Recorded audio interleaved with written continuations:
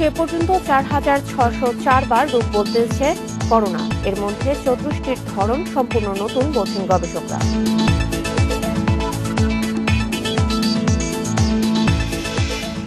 এখনও নিরাপত্তা শঙ্কায় শাল্লার হামলার শিকার হিন্দু সম্প্রদায়। হেফাজতের সমাবেশ স্থগিত করল প্রশাসন।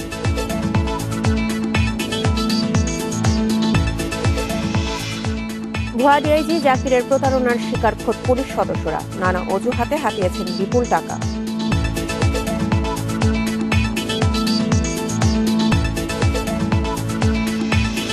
করোনা সংক্রমণ রোধে ইউরোপের কয়েকটি দেশে লকডাউন। টোকিও অলিম্পিকে বিদেশি দর্শক নিষিদ্ধ।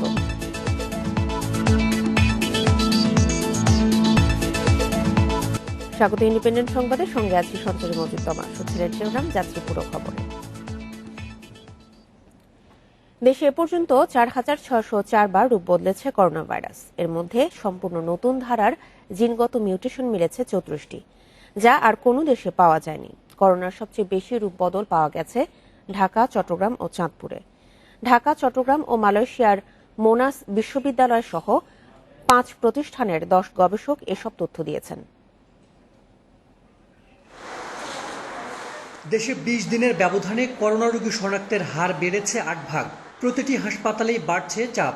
এদিকে যুক্তরাজ্য ও সাউথ আফ্রিকায় শনাক্ত নতুন ধরনের করোনার মতো ভাইরাসের সন্ধান মিলেছে দেশেও। এই অবস্থায় চট্টগ্রাম ও ঢাকা বিশ্ববিদ্যালয় সহ ৫টি প্রতিষ্ঠানের গবেষকেরা জানালেন ২০২০ সালে দেশে ৪,৫০০-এর বেশিবার রূপ বদল করেছে করোনা।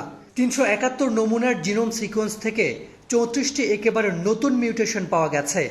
গবেষকরা এর নাম দিয়েছেন বাংলা মিউটেশন। আমরা পেলাম বাংলাদেশে ৩৪টি ইউনিক মিউটেশন বা একেবারে নতুন ধারার মিউটেশন আছে, যা পৃথিবীতে আর কোথাও পাওয়া যায়নি। এটার নাম আমরা দিয়েছি বাংলা ভ্যারিয়েন্ট। জেনেটিক মিউটেশন সম্পন্ন ভাইরাসগুলো এখনই ল্যাবরেটরিতে নিয়ে গবেষণা করে খতিয়ে দেখা প্রয়োজন। দেশের ইউনিক মিউটেশনগুলো অঞ্চল ভিত্তিক। কিছু জিনগত পরিবর্তন শুধু নির্দিষ্ট জেলা বা অঞ্চলেই পাওয়া গেছে। ঢাকায় দেখা গেছে ৩টি সুনির্দিষ্ট জিনগত পরিবর্তন।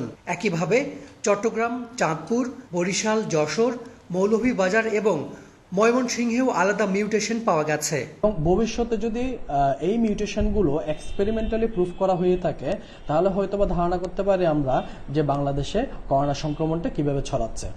ইউনিক মিউটেশন বেশি থাকায় নতুন যে কোনো ভ্যারিয়েন্ট ছড়িয়ে পড়ার আশঙ্কা আছে। ফলে এলাকা ভিত্তিক জিনোম সিকোয়েন্স করা জরুরি। গবেষণায় দেখা গেছে শক্তিশালী G614D মিউটেশন ৯৮ ভাগ। বাংলাদেশের ভিতরেও ডিভিশনাল হোক বা জেলা পর্যায়ে হোক, অথবা কোনো একটা মেডিকেল কলেজ বা মেডিকেল সেন্টারকে যদি আমরা হাব হিসেবে ধরে সেখান থেকে সিকোয়েন্স নিয়ে রেগুলার বেসিস যদি সিকোয়েন্সিং করা হয়, তাহলে সেটা সেই রিজিওনাল কেন্দ্রগুলো থেকে প্রাপ্ত তথ্য বিশ্লেষণ করে তখন বলা যাবে আসলে বাংলাদেশে কোনো নতুন ভেরিয়েন্ট ছড়িয়ে যাচ্ছে কিনা। বাংলাদেশে করোনার নতুন জিনগত মিউটেশনের বিরুদ্ধে টিকার কার্যকারিতা পরীক্ষার পরামর্শ দিয়েছেন বিশেষজ্ঞরা। Hasan Misba, independent news, Dhaka. দেশে করোনায় আরও ২৬ জনের মৃত্যু হয়েছে। এর মধ্যে পুরুষ ১৯ জন এবং নারী ৭ জন। এ নিয়ে মোট প্রাণহানি হল ৮,৬৬৮ জনের। ২১৯টি ল্যাবে ২৪ ঘন্টায় ১৯,৯০০ নমুনা পরীক্ষায় করোনা শনাক্ত হয়েছে ১,৮৬৮ জনের। পরীক্ষা বিবেচনায় শনাক্তের হার ৯.৩৯%। শনিবার স্বাস্থ্য অধিদপ্তরের বিজ্ঞপ্তিতে জানানো হয়, দেশে মোট করোনা আক্রান্তের সংখ্যা দাঁড়ালো ৫,৬৮,৭০৬ জনে। গত ২৪ ঘন্টায় সুস্থ হয়েছেন আরও ১,৫৭৭ জন। এ নিয়ে মোট সুস্থ হলেন ৫,২০,৭১৮ জন।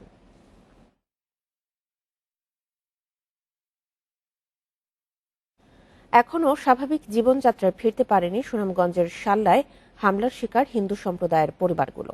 আতঙ্কিত পরিবারগুলো এখনও মেরামত করতে পারেনি তাণ্ডবে ক্ষতিগ্রস্ত ঘরবাড়ি। শঙ্কা কাটেনি নিরাপত্তা নিয়েও। হাওড়ের বুকে ছবির মতো সুন্দর গ্রাম নোয়াগাঁও। এখানে বসবাস ১৫০ শতাধিক হিন্দু পরিবারের। শান্তিপূর্ণ গ্রামটিতে তাণ্ডব নেমে আসে ১৭ই মার্চ। ফেসবুক পোস্টে কটূক্তির অভিযোগ তুলে হামলা হয় হিন্দুদের ঘরবাড়িতে। সেই তাণ্ডবের ক্ষতচিহ্ন এখনও গ্রাম জুড়ে। মেয়ের বিয়ের জন্য টাকা জমিয়েছিলেন ভানু দাস। বাড়িতে ভাঙচুরের সময় লুট হয় সেই টাকা, সঙ্গে গহনাও। কিছু গয়নাবাতি আছিল, আমার মাইয়ায় বানাইছে, সব গয়নাবাতি নিয়ে গেছে। আমার ৯৫,০০০ টাকাও আছিল, ৯৫,০০০ টাকাও নিয়ে গেছে। কেবল ভানুদাসের বাড়ি নয়, এমন তাণ্ডব চালানো হয়েছে ৮৮টি ঘরে। সব লুটপাট করে নিছে, শেষটাতে আইয়া কয় তোরা আগুন জ্বালাইয়া দিব। যাও ওই গরিবের ঘরে ৫ কেজি ১০ কেজি চাল আছেন, ডাল আছেন, এরা চিত্রাইয়া উড়ান দিগালে আলুয়ার দিগালে সব হালাইয়া গেছে। ২ লক্ষ টাকা নিছে আর আমার ৩ ভরি স্বর্ণ নিছে সন্দুক ভাঙিয়ে। ঘটনার পর আতঙ্কের কারণে বাড়ি ছেড়ে নিরাপদ আশ্রয়ে তরুণীরা। তবে পুলিশ বলছে এলাকাটিতে বাড়ানো হয়েছে নিরাপত্তা। সার্বক্ষণিকভাবে পুলিশ স্থায়ী ক্যাম্প আছে, র্যাবের ক্যাম্প আছে, আমরা নজরদারি সাদা পোশাকেও বৃদ্ধি করেছি। এলাকার পরিস্থিতি এখন স্বাভাবিক আছে, আমরা সেটা সর্বোচ্চ গুরুত্ব দিয়ে এটা দেখতেছি। ফেসবুক পোস্টকে হামলার হাতিয়ার হিসেবে ব্যবহার করা হলেও বেরিয়ে আসছে জলমহাল নিয়ে বিরোধ সহ নেপথ্যের নানা তথ্য। বিষয়টি প্রশাসন আগে আজ করতে পারলেও কেন সংখ্যালঘুদের নিরাপত্তা নিশ্চিত করা গেল না, এ নিয়ে উঠেছে প্রশ্ন। মাধব কর্মকার, ইন্ডিপেন্ডেন্ট নিউজ, সুনামগঞ্জ। জলমহাল নিয়ে গ্রামবাসীর সঙ্গে বিরোধের জেরে সুনামগঞ্জের শাল্লায় সংখ্যালঘুদের বাড়ি ঘরে হামলা ও ভাঙচুর করা হয়। এ ঘটনার প্রধান আসামি স্থানীয় ইউপি সদস্য শহীদুল ইসলাম স্বাধীনকে গ্রেপ্তারের পর জিজ্ঞাসাবাদে এমন তথ্য দিয়েছে। শনিবার সিলেট পিবিআই কার্যালয়ে সংবাদ সম্মেলনে এসব কথা জানান পুলিশ সুপার খালেকুজ্জামান। এদিকে শহীদুল ইসলাম স্বাধীন যুবলীগের কেউ নন বলে দাবি করা হয়েছে সংগঠনটির পক্ষ থেকে। সুনামগঞ্জের শাল্লায় সংখ্যালঘুদের উপর হামলার ঘটনায় মামলার প্রধান আসামি শহীদুল ইসলাম স্বাধীনকে শুক্রবার রাতে মৌলভীবাজারের কুলাউড়া থেকে গ্রেপ্তার করে সিলেট পিবিআই। শহীদুলকে জিজ্ঞাসাবাদে হামলায় প্ররোচনা দেওয়ার কথা স্বীকারের পাশাপাশি আরও গুরুত্বপূর্ণ তথ্য পেয়েছে পিবিআই। শনিবার সংবাদ সম্মেলন শেষে শাল্লা থানা পুলিশের কাছে শহীদুলকে হস্তান্তর করে তারা। তার নেতৃত্বে, তার পরিকল্পনায় প্রায় ১৪০০ থেকে ১৫০০ লোক ওই এলাকায় আক্রমণ করে। আমাদের কাছে যতটুকু তথ্য দিয়েছে ওগুলো প্রাথমিকভাবে আমরা পেয়েছি, এগুলো যাচাই বাছাই করা হচ্ছে। এদিকে সুনামগঞ্জে আলেম ওলামাদের সঙ্গে আইনশৃঙ্খলা বাহিনী ও জেলা প্রশাসনের সভা হয়। আগামী কয়েকদিন তাদের যে কোনো ধরনের সমাবেশ না করতে আহ্বান জানিয়েছেন জেলা প্রশাসক। এছাড়া এই ধরনের হামলার ঘটনা আর যাতে পুনরাবৃত্তি না হয় এজন্য সবাইকে সজাগ থাকতে বলেছেন। এই মুহূর্তে আপাতত কোনো ইসলামিক জলসা যেন না করে পরিস্থিতি স্বাভাবিক হোক, মানুষ একটু ধৈর্য ধারণ করুক, তারপরে আপনাদের ইসলামিক জলসা হবে। এদিকে হামলার ঘটনা জড়িত থাকার কথা অস্বীকার করেছেন আলেম ওলামারা। শাল্লাহ যে অপ্রীতিকর ঘটনা ঘটছে এটার সাথে আমাদের ওলামায়ে কেরাম মোটেও সম্পৃক্ত নয়, আমি তার তীব্র নিন্দা জানি। স্বার্থান্বেষী একটি মহল তাদের পুরানো একটা বিষয় নিয়ে তার প্রতিশোধ নেওয়ার জন্য এই মোক্ষম সুযোগটা তারা কাজে লাগিয়েছে। হেফাজত নেতা মামুনুল হককে নিয়ে ফেসবুকে আপত্তিকর পোস্ট দেওয়ার জেরে বুধবার সকালে নোয়াগাঁও গ্রামের সংখ্যালঘুদের বাড়িঘরে ভাঙচুর ও লুটপাট চালায় দুর্বৃত্তরা। এ সময় গ্রামের প্রায় ১/২ বাড়ি ভাঙচুর করা হয়। সোহেলি জাহান, ইন্ডিপেন্ডেন্ট নিউজ ডেস্ক। এদিকে সুনামগঞ্জের জামালগঞ্জ ও দোয়ারা বাজারে হেফাজতে ইসলামের যুগ্ম মহাসচিব মামুনুল হকের দুটি সমাবেশ স্থগিত করেছে প্রশাসন। শনিবার জেলা প্রশাসনের আয়োজনে ধর্মীয় নেতাদের সঙ্গে বৈঠক শেষে সমাবেশ দুটি স্থগিত ঘোষণা করা হয়। শাল্লায় সংখ্যালঘু সম্প্রদায়ের বাড়িতে হামলার ঘটনায় পরিস্থিতি স্বাভাবিক না হওয়া পর্যন্ত সব ধরনের সভা সমাবেশ না করার আহ্বান জানান জেলা প্রশাসক মোহাম্মদ জাহাঙ্গীর হোসেন। হেফাজত নেতা মামুনুল হককে নিয়ে ফেসবুকে আপত্তিকর পোস্ট দেওয়ার জেরে বুধবার সংখ্যালঘুদের বাড়ি ঘরে ভাঙচুর এবং লুটপাট চালায় দুর্বৃত্তরা।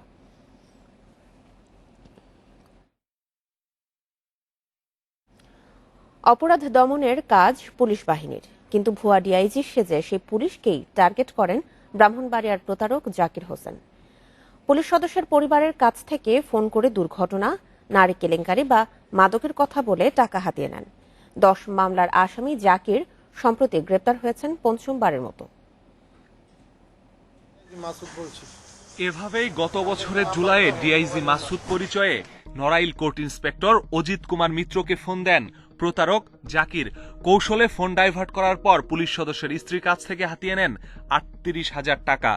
কল ডাইভার্ট করে এবং আমার স্ত্রীর কাছে ফোন দিয়া আমার অসুস্থতার কথা বলিয়া মোট 38,000 টাকা বিকাশের মাধ্যমে প্রতারণা করে নেয়। শাহিন নামের পুলিশের এক কনস্টেবল নারীসহ আটক হয়েছেন এ কথা ফোন করে পরিবারকে জানান তিনি। পুলিশ কর্মকর্তা সেজে কথা বলার পর নিজে আবার ভুক্তভোগী সেজে কান্নার অভিনয় করেন। দুশ্চিন্তাগ্রস্ত পরিবারের কাছ থেকে হাতিয়ে নেন টাকা।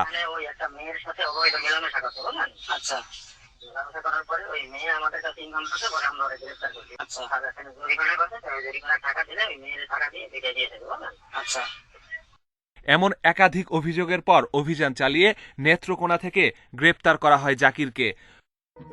পুলিশ সদর দপ্তরের ডিআইজি মাসুদ পরিচয়ে তাদের ফোন করে মোবাইল ফোন আপডেটের কথা জানাতেন, নিতেন স্ত্রী বা নিকটাত্মীয়ের নম্বর। পুলিশ সদস্যের ফোনে কিছু সংখ্যা ডায়াল করার নির্দেশ দিয়ে মোবাইল কল ডাইভার্ট করাতেন। তারপর তার স্ত্রীর নম্বরে ফোন দিয়ে জানাতেন দুর্ঘটনা বা অন্য কোনো বানোয়াট ঘটনা। ভুক্তভোগী পুলিশ সদস্যের ফোন ডাইভার্ট থাকায় স্ত্রী বা পরিবারের করা ফোন কল চলে আসতো জাকিরের কাছে। তখন জাকির ফোন ধরে বলতেন টাকা পাঠাতে। ইলিয়াসের কাছ থেকে শিখছি, আমি 16 সালে করছি, পরে 16 সালে জেল কাটছি, 17 সালে আবার করছি, 17 সালে মানে যতটা কাজ করছি সবটি কাজে আমি জেল কাটছি। ডিবি পুলিশ বলছে 2016 সাল থেকে এসব প্রতারণায় জাকিরের বিরুদ্ধে 10টি মামলা রয়েছে। এর আগে 4 বার গ্রেপ্তার হয়ে জামিনে বের হওয়ার পর আবারও জড়িয়ে পড়েছেন প্রতারণায়। যখনই জেলখানা থেকে মুক্ত হয় তখনই ঘুটিয়ে গাটিয়ে এই কাজগুলো করে থাকে এবং তার বিস্তৃত ভিকটিম থাকে। এবং এই সমস্ত মামলাগুলোর ক্ষেত্রে অধিকাংশই মানুষ সিনিয়র পুলিশ অফিসার অথবা ডাক্তারের নাম হওয়ার কারণে চেপে। জাকির শুধু প্রতারণা করেই ক্ষান্ত হননি, নিজেকে বাঁচাতে গ্রেপ্তারের পর ফাঁসিয়েছেন তার এলাকার মুসা নামে এক যুবককেও। গত 5 বছর ধরে ওই মামলার হাজিরা দিতে দিতে আমি একদম ত্যক্ত হয়ে গেছি, আমার আর কিছুই নাই সম্বল। এ ধরনের ফোন আসলে সরল বিশ্বাসে প্রতারিত না হয়ে নিকটস্থ থানায় জানানোর পরামর্শ পুলিশ কর্মকর্তাদের। Masudur Rahman, independent news, Dhaka. বাণিজ্যিক সম্পর্ক আরও বাড়াতে চায় বাংলাদেশ শ্রীলঙ্কা। এজন্য মুক্ত বাণিজ্য চুক্তির আওতায় আসার বিষয়ে একমত প্রধানমন্ত্রী শেখ হাসিনা ও সফররত শ্রীলঙ্কার প্রধানমন্ত্রী মাহিন্দা রাজাপাকসে। এছাড়া পারস্পরিক সহযোগিতা বাড়াতে 6টি সমঝোতা স্মারক সই করে ঢাকা কলম্বো। সফরের শেষ দিন প্রধানমন্ত্রীর তেজগাঁর কার্যালয়ে যান শ্রীলঙ্কার প্রধানমন্ত্রী মাহিন্দা রাজাপাকসে। নিজ দপ্তরে তাকে স্বাগত জানান প্রধানমন্ত্রী শেখ হাসিনা। এরপর দুদেশের স্বার্থ সংশ্লিষ্ট বিষয় নিয়ে আলোচনা করেন দুই শীর্ষ নেতা। এদেশে শ্রীলঙ্কার বিনিয়োগ সহ আঞ্চলিক যোগাযোগ আরও বাড়ানোর উপর গুরুত্ব দেন শেখ হাসিনা। দ্বিপাক্ষিক বৈঠক শেষে দুই প্রধানমন্ত্রীর উপস্থিতিতে যুব উন্নয়ন সহ বিভিন্ন খাতে সহযোগিতা জোরদারে 6টি সমঝোতা স্মারকে সই করেন দুদেশের প্রতিনিধিরা। দুই শীর্ষ নেতার বৈঠক নিয়ে ব্রিফিংয়ে পররাষ্ট্রমন্ত্রী বলেন, মাহিন্দ্রা রাজাপাকসের এ সফরের মধ্য দিয়ে দুদেশের সম্পর্ক আরও জোরদার হয়েছে। আমরা এই এমইও আগেও সই করেছিলাম, কিন্তু খুব অ্যাক্টিভেট হয় নাই, সেগুলো আমরা রিনিউয়াল করেছি। যেগুলো আমরা নবায়নকৃত হয়েছে সেইগুলো রাজাপাকসা যখন সরকারে ছিলেন তখন আমরা এই চুক্তিগুলো করেছিলাম। পরবর্তী সরকার যারা আসলেন তখন তারা এর উপরে কোনো জোর দেন নেই, এই জন্যই এইগুলো অনেকগুলো অগ্রসর হয়। পররাষ্ট্রমন্ত্রী আরও জানান, শ্রীলঙ্কা জ্বালানি খাতে সহযোগিতা বাড়ানোর বিষয়ে আগ্রহ প্রকাশ করেছে। একই সাথে দুদেশের মধ্যে বাণিজ্যিক সম্পর্ক আরও বাড়াতে একমত দুপক্ষই। এই মুহূর্তে যদি ফ্রি ট্রেড এগ্রিমেন্ট করতে সময় লাগে তাহলে আমরা পিটিএ প্রেফারেন্সিয়াল ট্রেড এগ্রিমেন্টে যেতেও রাজি আছি এবং তারা এটা অত্যন্ত আপনার গ্রহণ করেছেন। আমরা এই আমাদের বলেছি যে বাইল্যাটারাল ট্রেডের যথেষ্ট পটেনশিয়াল আছে এবং এইগুলো অর্জিত হবে যদি আমরা এই ফ্রেমওয়ার্কটা আইদার এফটিএ অর পিটিএ যদি তৈরি করি। এছাড়া রোহিঙ্গা সমস্যার সমাধানে ঢাকার পাশে থাকার প্রতিশ্রুতি দিয়েছে কলম্বো। Nafizatullah, independent news, Dhaka. ভারতের প্রধানমন্ত্রীর সফরের বিরোধিতা করে দেয়া কর্মসূচিতে চিন্তিত নয় সরকার। পররাষ্ট্রমন্ত্রী একে আব্দুল মোমেন জানিয়েছেন, নির্ধারিত দিনেই ঢাকায় আসবেন নরেন্দ্র মোদী। শনিবার ফরেন সার্ভিস একাডেমিতে আয়োজিত সংবাদ সম্মেলনে পররাষ্ট্রমন্ত্রী বলেন, এ ধরনের কর্মকাণ্ড নিয়ন্ত্রণের সক্ষমতা সরকারের রয়েছে। এ সময় গণস্বাস্থ্য কেন্দ্রের প্রতিষ্ঠাতা ডাক্তার জাফরুল্লাহ চৌধুরীর সমালোচনা করে পররাষ্ট্র প্রতিমন্ত্রী শাহরিয়ার আলম বলেন, দেশে আমন্ত্রিত অতিথিদের সম্মান দেয়া নাগরিকদের নৈতিক দায়িত্ব।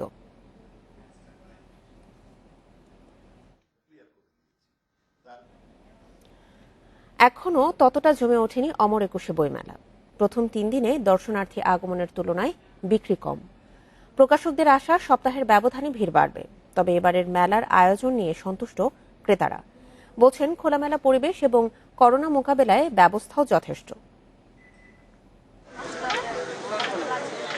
ঢোকার পথে নেই দীর্ঘ লাইন, আছে স্বাস্থ্যবিধি মানার কড়াকড়ি। মাস্ক আর হাত স্যানিটাইজেশনের পর মেলায় ঢুকতে পারছে দর্শনার্থী। তারপরও বিকেলে বাড়তে থাকে সমাগম। অনেকে ঘুরে দেখছেন, খোঁজ নিচ্ছেন নতুন বইয়ের, কেউ বা কিনছেন পছন্দেরটি। জনসমাগম অনেকটা কম, ভালো লাগছে। আর মেলা অনেক দেরিতে শুরু হয়েছে, পরিবেশটা ভালো। আমি দুই দিনই আসলাম, খুবই ভালো লাগতেছে দেখে যে বইমেলাটা আসলেই যে বইমেলা লাগতেছে আমার কাছে। বাংলা একাডেমি এত প্রতিকূলতার মাঝেও এই উদ্যোগটা নিয়েছে, এবার করার মতো সাহস দেখিয়েছে। দ্বিতীয় কথা যেটা বললাম, স্পেস অনেক বড়, স্বাচ্ছন্দ্যে ঘোরাফেরা করা যাচ্ছে। করোনার মধ্যে পাঠক সমাগম ও বই বিক্রি নিয়ে দুশ্চিন্তা থাকলেও আশাবাদী প্রকাশকরা। খুবই আশাবাদী যে মেলাটা অনেক ভালো হবে। হয়তো করোনার কারণে ভয়ে হয়তো কিছু লোক একটু ভয় পাচ্ছে, কিন্তু না, লোক আসবে এবং বই বিক্রি হবে। মূল শ্রেণীর যে পাঠক, আসলে বিশ্ববিদ্যালয় এবং স্কুল কলেজের স্টুডেন্টরাই কিন্তু মূল ক্রেতা আমাদের বইমেলা এই ইন্ডাস্ট্রিতে। তাদেরকে আমরা মিস করছি, তারা বইমেলা মিস করছে, আমরাও মিস করছি। বইমেলার তৃতীয় দিনে প্রকাশ হয়েছে 104টি বই, যার মধ্যে রয়েছে আব্দুল গাফফার চৌধুরীর হাসিনা ও রেহানা অরূপ কথার 2 বোন, বিমল গুহের শেখ মুজিবের তর্জনী। বন Ibne Kamal, independent news, Dhaka. Corona মহামারীর মধ্যেও বেড়েছে মৎস্য ও প্রাণী খাদ্যের রপ্তানি। গত বছর প্রতিবেশী ভারত, নেপাল ও ভুটানে রপ্তানি হয়েছে 912 টন প্রাণী খাদ্য। এক বছরে যা বেড়েছে প্রায় 250%।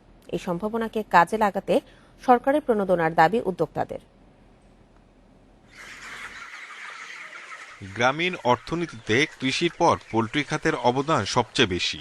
এ খাতে নতুন সম্ভাবনা হিসেবে দেখা দিয়েছে মৎস্য ও প্রাণী খাদ্যের রপ্তানি। দীর্ঘ অচল অবস্থার পর নিজেদের চাহিদা মিটিয়ে 2019 সালে পোল্ট্রি খাদ্যের রপ্তানি শুরু হয়। পোল্ট্রি ইন্ডাস্ট্রি সেন্ট্রাল কাউন্সিলের তথ্য মতে শুরুতে 1টি প্রতিষ্ঠান রপ্তানি করলেও বর্তমানে তা বেড়ে দাঁড়িয়েছে 8টিতে। গেল বছর ভারত, নেপাল ও ভুটানে রপ্তানি হয়েছে 912 টন মৎস্য ও প্রাণী খাদ্য। এ খাতের ব্যবসায়ীদের দাবি, অনেক প্রতিষ্ঠানের রপ্তানি সক্ষমতা থাকলেও নানা জটিলতায় এগিয়ে আসছেন না তারা। আমাদের কাঁচামাল ইম্পোর্ট করতে হয়, সেটা একটা কস্ট, আবার প্রস্তুত করে আবার এক্সপোর্ট করতে গেলে আবার ফ্রেটে কস্ট। তো মূলত আমাদের যেটা প্রয়োজন সেটা তো ফ্রেটে আমাদের যদি একটু সাশ্রয় দেওয়া হয়, তাহলে আমরা এক্সপোর্টের ইয়েটা দেখতে এভিনিউটা আমরা অবশ্যই দেখতে পাবো। অভ্যন্তরীণ বাজারের পাশাপাশি পোল্ট্রি ফিডের রপ্তানি বাড়লে বৈদেশিক মুদ্রার আয় বাড়বে। এ খাতকে উৎসাহিত করতে প্রয়োজনীয় সহায়তার আশ্বাস প্রাণী সম্পদ অধিদপ্তরের। পশু খাদ্য, তারপরে একদিনের বাচ্চা, যেগুলো আমরা পার্শ্ববর্তী দেশসমূহ আমাদের দেশ থেকে আমদানি করতে আগ্রহ প্রকাশ করেছে, আমরা কিন্তু সেই সমস্ত প্রাণীজাত পণ্য রপ্তানির জন্য ইতিমধ্যে উদ্যোগ নিয়েছি। আমাদের যে সমস্ত পণ্য বিদেশে রপ্তানি হবে, সেই সমস্ত পণ্যর কি কি সুযোগ সুবিধা আছে তার পরামর্শ এবং সুপারিশ কিন্তু আমরা রপ্তানি নীতি আদেশে ইতিমধ্যে সংযোজন করে আমরা আমাদের মতামত দিয়েছি। বাংলাদেশ পোল্ট্রি ইন্ডাস্ট্রি সেন্ট্রাল কাউন্সিলের তথ্য মতে বছরে 10 থেকে 15 লাখ টন মৎস্য ও প্রাণী খাদ্য রপ্তানির সক্ষমতা রয়েছে দেশের ফিড মিলগুলোর। Shahid Ahmed, independent news, Dhaka. 3 মাস ধরে অভ্যন্তরীণ পর্যটনে ব্যাপক সাড়া মিললেও করোনার দ্বিতীয় ধাক্কায় আবারও লোকসানের আশঙ্কা করছেন ব্যবসায়ীরা। তাই সবাইকে বিশ্ব স্বাস্থ্য সংস্থার গাইডলাইন মেনে চলার পরামর্শ দিচ্ছে পর্যটন কর্পোরেশন। বিশ্লেষকেরা বলছেন, ব্যবসা টিকিয়ে রাখতে খাত সংশ্লিষ্টদের আর্থিক সুবিধা দেওয়ার পাশাপাশি শ্রমিকদেরও প্রণোদনা দিতে হবে। করোনায় দীর্ঘদিন বন্ধ থাকার পর সীমিত পরিসরে চালু হয় দেশের পর্যটন খাত। সেই সঙ্গে বিদেশ ভ্রমণেও রয়েছে নিষেধাজ্ঞা। এ অবস্থায় দেশের ভেতরে ডিসেম্বর, জানুয়ারি ও ফেব্রুয়ারিতে ঢল নামে অভ্যন্তরীণ পর্যটনে। ঘুরে দাঁড়াতে শুরু করে দেশের পর্যটন খাত। তবে করোনার দ্বিতীয় ধাক্কায় চলতি মাস থেকে কমতে শুরু করেছে অভ্যন্তরীণ পর্যটকের সংখ্যা। তাই আবারও লোকসানে পড়ার শঙ্কায় ব্যবসায়ীরা। সেকেন্ড ওয়েভটির আবহটা মানুষের মধ্যে অলরেডি তৈরি হয়েছে। এটি আমি মনে করি যে আমাদের আবার সেই পর্যটন শিল্পের যে ঘুরে দাঁড়ানোর জায়গাটি, সেটি একটি বাধাগ্রস্ত হবে। লোকসান কমাতে করোনায় ব্যবসা যাতে সচল রাখা যায় তার জন্য পর্যটক ও খাত সংশ্লিষ্টদের গাইডলাইন মেনে চলার অনুরোধ পর্যটন কর্পোরেশনের। আমরা ডিসেম্বর, জানুয়ারি, ফেব্রুয়ারি আমরা লাভজনক অবস্থায় ফেরত আসছিলাম, কিন্তু সম্প্রতি আবার একটা সেকেন্ড ওয়েভ চলছে। এই নিয়ে আমরা খুবই চিন্তিত। এসওপিটা আমরা ভালোভাবে কড়াকড়িভাবে আরোপ করার জন্য আমি সকল আমার ইউনিটকে নির্দেশ দিয়েছি। পর্যটন সংশ্লিষ্টরাও বলছেন যে কোনো দুর্যোগে আগে লোকসান শুরু হয় পর্যটন খাতে, সেই সঙ্গে তা কাটিয়ে উঠতেও সময় লাগে। 30 থেকে 40 to 50% মানুষ কিন্তু পুনরায় সেই কর্মসংস্থানে ফিরে এসেছিল, কাজ শুরু করেছিল, যেটি এই দেশের মানুষের জীবনযাত্রার মান বৃদ্ধি তথা অর্থনৈতিক প্রবৃদ্ধির জন্য একটি অনন্য ভূমিকা রেখে চলছিল। তো আমি ব্যক্তিগতভাবে মনে করি এই কোভিড-19 প্রভাব যদি আবার বাড়তে শুরু করে তাহলে অভ্যন্তরীণ পর্যটকের সংখ্যাও কমবে। এবছর অভ্যন্তরীণ পর্যটনে 2 কোটি পর্যটকের উপস্থিতি আশা করা হলেও করোনার দ্বিতীয় ধাক্কায় তা নিয়ে শঙ্কা তৈরি হয়েছে। Sohel Rana, independent news, Dhaka. মুক্তিযুদ্ধে পুলিশের অবদান স্মরণীয় করে রাখতে উদ্যোগ নিয়েছে রংপুর মেট্রোপলিটন পুলিশ। বেঁচে থাকা পুলিশ সদস্যদের বাড়িতে গিয়ে 1971 সালে মুক্তিযুদ্ধ চলাকালীন স্মৃতি রেকর্ড করছে তারা। ভবিষ্যৎ প্রজন্মের কাছে গৌরবময় ইতিহাস ঐতিহ্যকে তুলে ধরতেই এই উদ্যোগ নেওয়া হয়েছে। 1971 সালে মুক্তিযুদ্ধে অংশ নেন বিভিন্ন শ্রেণী পেশার মানুষ। দেশকে শত্রুমুক্ত করতে ঝাঁপিয়ে পড়েছিলেন তৎকালীন পুলিশ সদস্যরাও। রাজারবাগ পুলিশ লাইনে নারকীয় হত্যাযজ্ঞের পরও পিছুপা হয়নি তারা। যুদ্ধে অংশ নেয়া রংপুরের 22 পুলিশ সদস্যের বীরত্বের কাহিনী নিয়ে বই ও তথ্যচিত্র নির্মাণের উদ্যোগ নেওয়া হয়েছে। 1 মার্চ থেকে রংপুর মেট্রোপলিটন পুলিশ প্রত্যেক মুক্তিযোদ্ধা পুলিশ সদস্যের বাড়িতে গিয়ে রেকর্ড করছেন গৌরবময় ইতিহাস। ভিন দেশে আমরা যে আশ্রয় নিয়েছি এবং অস্ত্র গোলাবারি সংগ্রহ করেছি এবং খাবার থাকার জায়গা নাই, বিভিন্ন জায়গায় আমরা জঙ্গলে, নদীর পাড়ে, পুকুর পাড়ে বিভিন্নভাবে আমরা আশ্রয় নিয়ে যুদ্ধ পরিচালনা, যুদ্ধে অংশগ্রহণ করি। বীর মুক্তিযোদ্ধারা বলছেন মুক্তিযুদ্ধ চলাকালীন সেই সময়ের ঘটনা, যুদ্ধে অংশ নেওয়ার নানা স্মৃতি। বঙ্গবন্ধু শেখ মুজিবুর রহমানের 7ই ভাষণের পরেই আমি মুক্তিযুদ্ধে রওনা করি। 13ই ডিসেম্বরের যুদ্ধে, ফেস টু ফেস, সামনাসামনি যুদ্ধে, রাস্তার এপার আর ওপার, দিনের বেলা 1:30-35 ওই যুদ্ধে আমি নিজে আহত হই। প্রজন্ম থেকে প্রজন্মকে মুক্তিযুদ্ধের গৌরবময় ইতিহাস জানাতে এই কাজ করা হচ্ছে, বলছে রংপুর মেট্রোপলিটন পুলিশ।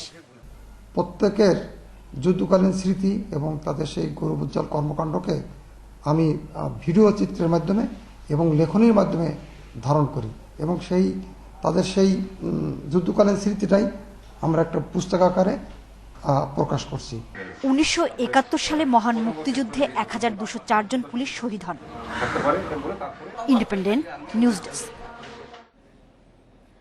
বনজ সম্পদের ক্ষতি করলে শাস্তির পাশাপাশি গুনতে হয় জরিমানা, আর তা বাস্তবায়ন করেন গ্রামবাসী নিজেরাই। তাদের এই উদ্যোগে এখন অক্ষত রয়েছে রাঙামাটির দুর্গম এলাকার প্রায় 10,000 একর প্রাকৃতিক বনাঞ্চল। বনের গাছপালা আর পশু পাখিদের প্রতি ভালোবাসা থেকেই যুগ যুগ ধরে এই কাজটি করে আসছেন তারা।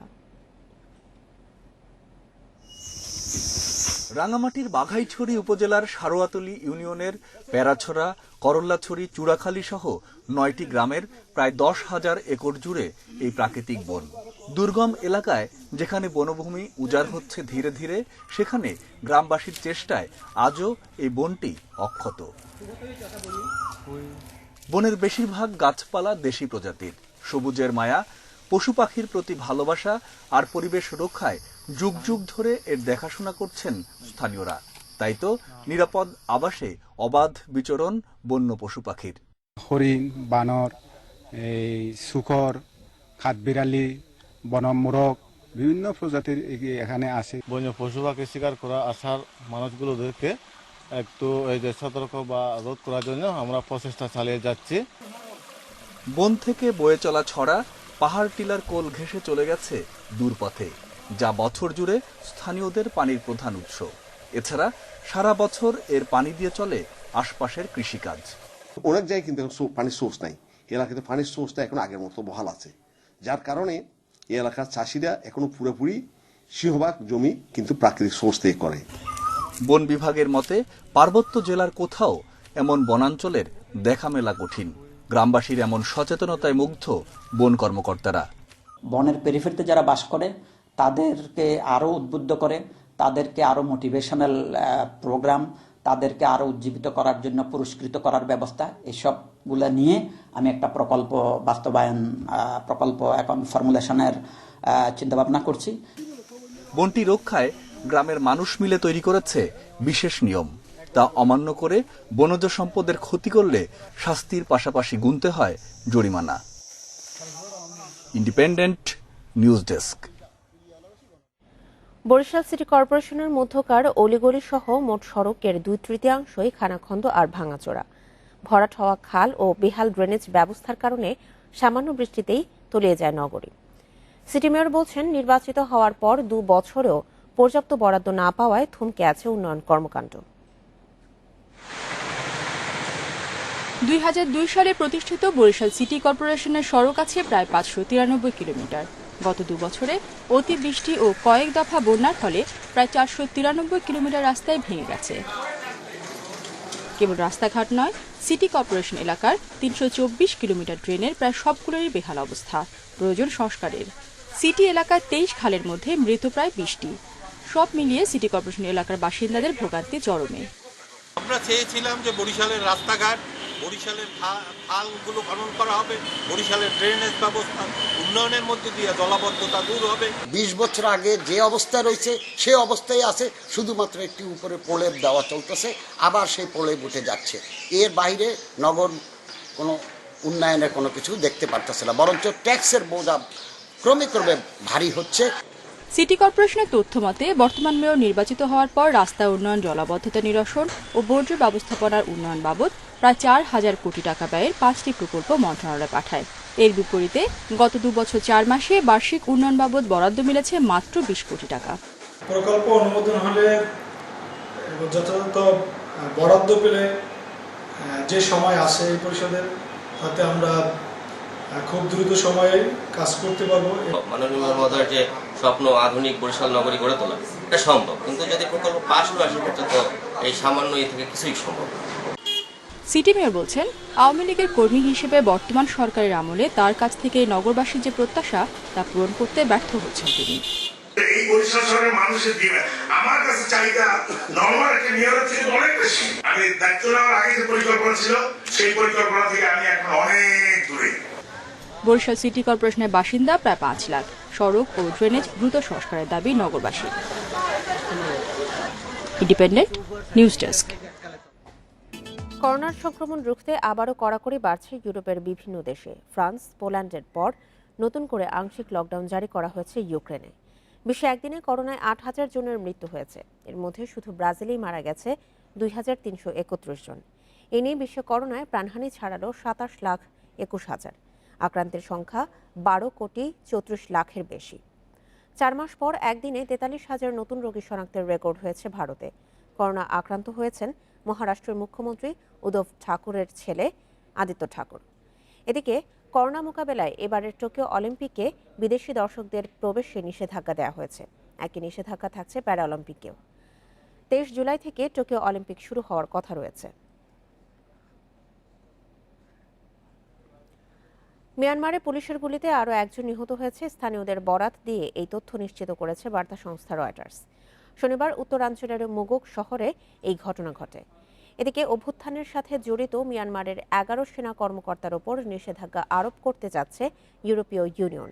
আগামীকাল এই সংক্রান্ত বিল পাশ হওয়ার কথা রয়েছে। এর ফলে ভ্রমণ নিষেধাজ্ঞার পাশাপাশি ওই সেনা কর্মকর্তাদের সম্পদ বাজেয়াপ্ত করা হবে।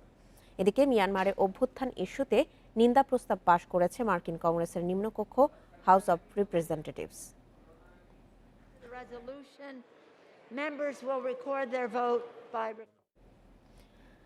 নিজ দেশে ফিরতে চায় না ভারতের মিজোরামে আশ্রয় নেয়া মিয়ানমারের 34 পুলিশ ও দমকল বাহিনীর সদস্যরা। দেশে ফিরলেই সেনারা বিশ্বাসঘাতকতার প্রতিশোধ নেবে বলে শঙ্কা তাদের। সুরক্ষার খাতিরে তাই মিজোরামে নিরাপদ আশ্রয় চায় তারা। সেনা অভ্যুত্থানের পর থেকেই বিক্ষোভে উত্তাল মিয়ানমার। গণতন্ত্রপন্থীদের আন্দোলন রুখতে দমন নিপীড়নের পথ বেছে নিয়েছে জান্তা সরকার। এ কাজে ব্যবহার করা হচ্ছে দেশটির নিরাপত্তা বাহিনীকে। এই পর্যন্ত 2 শতাধিক আন্দোলনকারী তাদের হাতে নিহত হয়েছে। তবে জান্তা সরকারের বিরোধিতাও করেছে দেশটির বেশ কিছু পুলিশ সদস্য। তাদের আদেশ অমান্য করে পালিয়ে গেছে দেশ থেকে, আশ্রয় নিয়েছে ভারতের মিজোরামে। সেনাবাহিনীকে সমর্থন না করলে আমাদের নিজ পরিবারের সদস্যদেরকেও গুলি করার নির্দেশ দেওয়া হয়েছিল, কিন্তু আপনজনদের আঘাত করতে চাই না, তাই মিজোরামে পালিয়ে আসি। প্রতিবেশী দেশে আশ্রয় নেয়া এই মানুষগুলো এখন নিজ দেশে ফিরে যেতে ভয় পাচ্ছে। তাদের শঙ্কা মিয়ানমারে ফিরলেই মুখোমুখি হতে হবে সেনাদের অত্যাচারে। বর্তমানে মিজোরামের স্থানীয়দের মানবিক সহায়তায় দেয়া আশ্রয় ও খাবারে দিন পার করছে তারা। আমাদের পরিবারগুলোকে মিয়ানমারে রেখে এসেছি, জানি না তাদের সাথে আর কখনো দেখা হবে কিনা। মিয়ানমারে আর ফিরে যেতে চাই না, সেখানে গেলে নিশ্চিত আমাদের মেরে ফেলবে। গত সপ্তাহে মানবিক কারণ উপেক্ষা করে মিয়ানমারের নাগরিকদের ভারত প্রবেশে বাধা দেওয়ার নির্দেশ দিয়েছে স্বরাষ্ট্র মন্ত্রণালয়। ফলে আশ্রয় নেয়াদের জন্য তৈরি হয়েছে অনিশ্চয়তা। এর আগে মার্চের শুরুতে পালিয়ে আসাদের ফেরত চেয়ে ভারতের কাছে চিঠি পাঠায় জান্তা সরকার। আশরাফ শুভ, ইন্ডিপেন্ডেন্ট নিউজ। ত্রিদেশীয় সিরিজে পুরো ফিট স্কোয়াড চান জেমিডে। হেড কোচের ব্যবস্থাপত্র অনুযায়ী কাজ করছেন ফিজিও ইভান রাজলক। দীর্ঘমেয়াদে লক্ষ্য ফুটবলারদের চোট প্রবণতা কমিয়ে আনা। শনিবার জিম সেশন এবং সুইমিং করেছেন সাদ সুফিলরা। আজ তারা অনুশীলন করবেন ম্যাচ ভেন্যুতে। নেপাল বা কিরগিজস্তান নয়, ত্রিদেশীয় সিরিজে বাংলাদেশের মূল প্রতিপক্ষ যেন নেপালের কন্ডিশন। ঠান্ডা আবহাওয়ার সঙ্গে মানিয়ে নেওয়ার পরই আসছে বাকি সব প্রসঙ্গ। কঠিন কন্ডিশনে দল ততটাই ভালো যতটা ভালো ফুটবলারদের ফিটনেস। সবকিছু মাথায় রেখে বাড়তি দায়িত্ব ফিজিও ইভান রাজলকের ওপর। হেড কোচ জেমির দেয়া ব্যবস্থাপত্র অনুযায়ী হচ্ছে ট্রেনিং সেশন।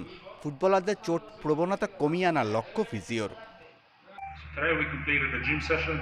দলের সবাই ফিট আছে। নিয়মিত জিম সেশন করলে খেলোয়াড়দের চোট প্রবণতা অনেক কমে আসবে।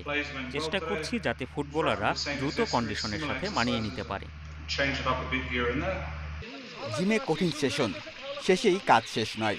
রিকভারি সেশনেও ব্যয় হচ্ছে সময়। লক্ষ্য কঠিন মিশনে চনমনে হয়ে মাঠে নামা। আজকে সকালে আমাদের প্র্যাকটিস অফ ছিল, বিকালবেলায় আমাদের জিম সেশনে প্লেয়াররা সিরিয়াসলি কাজ করেছে, চলছে জিম সেশন। যাদের জিম সেশনের কাজ শেষ হয়েছে তারা পুলে নেমে ফুল রিকভারি করছে। কালকে ট্রেনিং হয়েছে আমাদের, তো আজকে রিকভারি সেশন ছিল। জিমের মধ্যে কিছু স্ট্রেচিং ছিল, কিছু ওয়ার্ক ছিল, সেগুলো হয়েছে। রোববার ম্যাচ ভেন্যু দশরথ স্টেডিয়ামে অনুশীলন করবে জেমিডের শিষ্যরা। Shamim Ahmed, independent news. সংবাদ শেষ করার আগে শিরোনামগুলো জানিয়ে দিচ্ছি আরেকবার। দেশে এ পর্যন্ত 4,604 বার রূপ বদলেছে করোনা। এর মধ্যে 34টির ধরন সম্পূর্ণ নতুন, বলছেন গবেষকরা। এখনও নিরাপত্তা শঙ্কায় সাল্লায় হামলার শিকার হিন্দু সম্প্রদায়। হেফাজতের সমাবেশ স্থগিত করল প্রশাসন।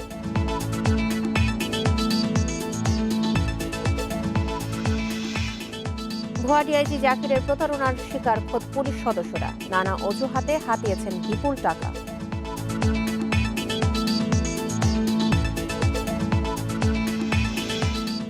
করোনা সংক্রমণ রোধে ইউরোপের কয়েকটি দেশে লকডাউন। টোকিও অলিম্পিকে বিদেশি দর্শক নিষিদ্ধ।